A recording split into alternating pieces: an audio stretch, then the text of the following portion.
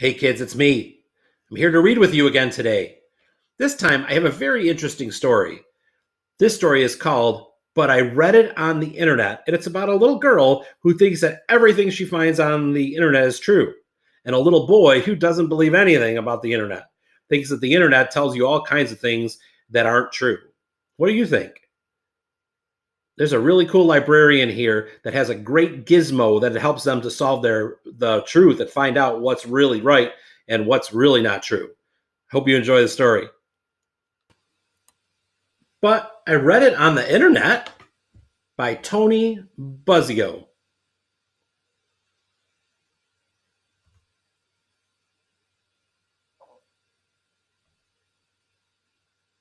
Presidents. The first thing I noticed when I walked into class on Monday morning was the bulletin board. I grinned. Who did Mr. Dickinson rope into making all those flags? Just then, my librarian, Mrs. Skorupski, sailed in. I checked her accessories. Yup, she was definitely in on this. She dumped an armful of books on Mr. Dickinson's chair. What's up with the flags? I asked. This research project is custom made for a fact miser like you, Hunter. Before I could say fact miser, Carmen Rosa Pena tripped through the door and dropped her half-eaten granola bar on the floor. She scooped it up and took another bite.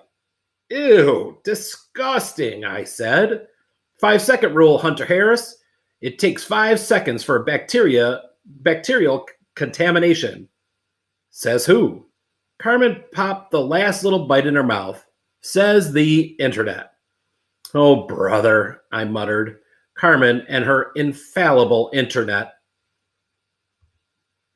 After roll call, Mr. Dickinson dug right in. He flashed a KWL chart on the whiteboard. Who knows something interesting about a U.S. president? Abraham Lincoln was the tallest. Kennedy was the youngest elected. One president was born on the 4th of July. Mr. Dickinson typed as fast as he could. Then Carmen's voice cut through all others. George Washington had wooden teeth. No, he didn't, I said. Yes, he did, she insisted. Hunter and Carmen, Mr. Dickinson said, you seem to have different opinions. Let's start with the source of your information. I read a biography about Washington, a true book, I said. Carmen threw a withering look. But I read it on the internet. Mr. Dickinson grabbed his laptop. Follow me, class. In the library, Mrs. Skorupski projected our chart. Oakley dokley. Who wants to challenge anything in the no column? I raised my hand. Hunter is challenging Washington's wooden teeth. We'll highlight it in red and try to verify it, Mr. Dickinson said. Carmen threw a just you wait look my way. I don't think a stuffed animal would actually be named for a president, Patty said. What if the president was Theodore Roosevelt and his nickname was Teddy, I asked. Oh, Patty said, maybe it was named for him then. So let's highlight it in yellow, meaning we'll proceed with caution, said Mrs. Skorupski. When we finished highlighting, Carmen announced, I made a list of all those highlighted items. I'll check the internet and bring in the facts tomorrow. The internet. Graham and I might not have the internet. We might not even have a computer. But I knew lots more true facts than Carmen, all from books. That's very generous of you, Carmen, Mr. Dickinson said. But actually, I held my breath. Finally, I thought, he's going to set her straight about the internet. Mrs. Skorupski and I have a different plan.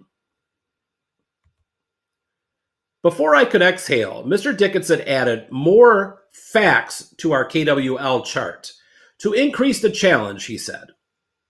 For homework, choose one red item and one yellow item and one unhighlighted item, said Mrs. Skorupski.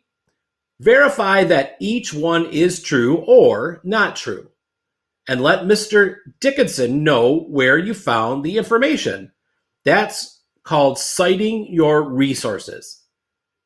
If you use sources from the internet, added Mr. Dickinson, cite them by giving me the URLs. I stayed behind and checked out another Washington biography, plus one about Theodore Roosevelt. Books, the best place to find true facts. The next morning, we met Mrs. Skorupski in the multi-purpose room to share our results. The teddy bear was named after President Theodore Roosevelt, Hugh Abernathy said. How did you verify it? Mr. Dickinson asked. His twin, Louis, plopped a bear on the table. Carmen's sister, Frida, helped this. Her teddy bear has a tag that says so. Mr. Dickinson tapped on the tag. Do we all agree that this is a reliable source? My grandma bought that bear for my sister at the Smithsonian Museum, Carmen said. The Smithsonian. Robert raised his hand. But the Smithsonian didn't make the bear, and companies will say anything about their stuff to make you buy it. Well, I paused. I really hate to admit this. I think Carmen's right, because I read it in a biography of Roosevelt. So, if it's in a book, it's true, Mrs. Skorupski asked. Maybe not always, I said, but the author is a professor, and the publisher publishes a lot of nonfiction books for kids. And you had it in the library collection. I know you buy only books with true facts. Excellent evaluation, source hunter, she said. Besides, said Carmen, I read it on the internet. Okay, Carmen, let's pull up your website. Mr. Dickinson entered the URL into the location bar. Suddenly, half a dozen teddy bears dressed up like famous people filled the screen. Accompanied by notes of teddy bears picnic, Mr. Dickinson clicked on a chubby bear wearing glasses and a safari vest. The teddy bear was named after the 26th President of the United States, Carmen read, Theodore Roosevelt. See?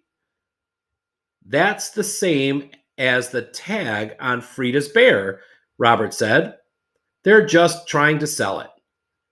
But they couldn't say it if it wasn't true, Carmen's voice shook a little. Or maybe they could, said Mrs. Skorupski, handing us each a copy of her website evaluation gizmo. Let's use the gizmo to evaluate the accuracy of the website, Mrs. Skorupski said. Robert raised his hand. They're definitely trying to sell us something. I added, the owner is Barry Bears. They might not know much about presidents, but they know a lot about teddy bears, Carmen said. Mr. Dickinson laughed. That's true. What about the URL, www.barrybears.com? asked Mrs. Skorupski. Well, we all just looked at her. This URL ends in .com, which means it's a commercial business, she said. If it ended in .edu for education, we'd know the information came from a school, a college, or a university. Super accurate, right? Patty asked. Mr. Dickinson said. What if it's an elementary school website with information written by fourth graders? Then it just depended on how smart they are about the internet, Carmen said. Or which sources they used, I snapped, like books. Mrs. Skorupski smiled. Or if they answered lots of questions in the gizmo to make sure The source was a good one. After lunch, Mrs. Skorupski gave us our final homework assignment in the library. I noticed she changed her accessories. She said the books weren't always the best source of our research questions. If we wanted to know the current weather in Washington, D.C., should we use a book or the internet? The internet, of course, Carmen crowed. Besides, sometimes we don't have a book with the answer, but we do have an internet connection. I wanted to say sometimes we don't have an internet connection, but then she would know. For homework, proved or disapprove one presidential fact using the internet only, and evaluate your website source using the gizmo. Mrs. Skorupski said, stop and see me if you need to use the computers this afternoon or tomorrow morning. Wouldn't you know it, Carmen and I both chose George Washington's wooden teeth. I spotted Mrs. Skorupski on bus duty after school. I've got Cub Scouts right now and an allergy shot tomorrow morning, I said. So can I use the book for an assignment? No, absolutely no books, Hunter Harris. We both laughed. Could your grandma drive you to the public library tonight to do some online research? The Abernathy twins zipped past. Hugh yelled, "The public library rocks!" Have you ever been there? She asked. I shook my head. I'll write your grandma a note, she said. Ask Mr. Charest to help you. He's a librarian in the children's room. That evening at the public library, I was nervous when my grandma pointed me to the right room and then sat down to read a magazine. But when I walked in, Mr. Charest said, "You must be Hunter. Mrs. Skorupski said you were coming." We got right down to business. Now I know how skilled you are online. So if I tell you something you already know, just humor an old man, okay? I smiled. He was funny like Mrs. Skorupski, but in a quieter way and without accessories. Mr. Charest said, let's try a student search engine first. If we need more website suggestions, we can move on to a general one. He suggested I type George Washington, wooden teeth in the search box. Lots of website suggestions popped up on the page. Be patient, Mr. Charest said. This is where the gizmo will really come in handy. We evaluated each site until we finally had one that was informative, easy to use, and best of all, accurate, right there on the internet. Together, we filled out the gizmo for the site and emailed the URL to Mr. Dickinson. When Mr. Charest shook my hand, I hope I'll see you regularly now to use our computers and to check out our books.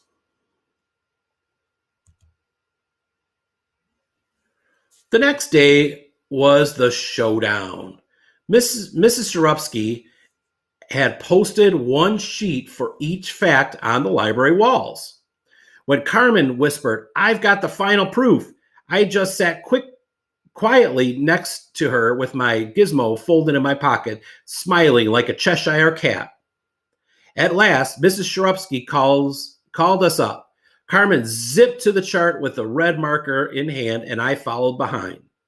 Like a game show host, Mr. Dickinson said, "And now, Carmen and Hunter, for the $1 million prize," just kidding, did George Washington have wooden teeth? Everything happened at once. Carmen's marker flashed up to the chart. I pushed her hand aside, snapping, "He did not." And Mr. Dickinson cheered, "You're absolutely right." I blinked there. In front of me was Carmen's bright red circle around no. What? I turned to Carmen. I mean, right. What made you change your mind? I read it on the internet. But This time I knew how to make sure the internet was right.